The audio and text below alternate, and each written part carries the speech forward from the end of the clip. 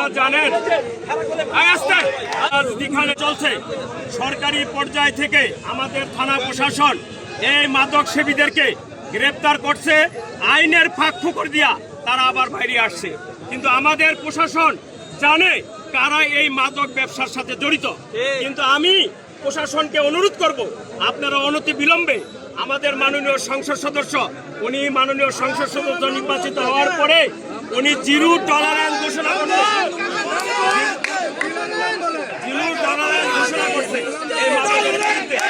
আমরা চাই এই মাদককে গ্রেফতার করে আইনের আওতায় এনে তাদেরকে দৃষ্টান্তমূলক শাস্তি দেওয়া হোক। কারা মাদক গ্রহণ করে এবং কারা বিক্রি করে, কারা এই ডিলার, এটা কিন্তু এই দেশের মানুষ সবাই জানে, কিন্তু আমরাও জানি। কিন্তু আজকে আমি বলতে চাই তাদেরকে অনতি বিলম্বে গ্রেফতার করে আইনের আওতায় আনা হোক এবং তাদেরকে সর্বোচ্চ শাস্তি দেওয়া হোক। সবাইকে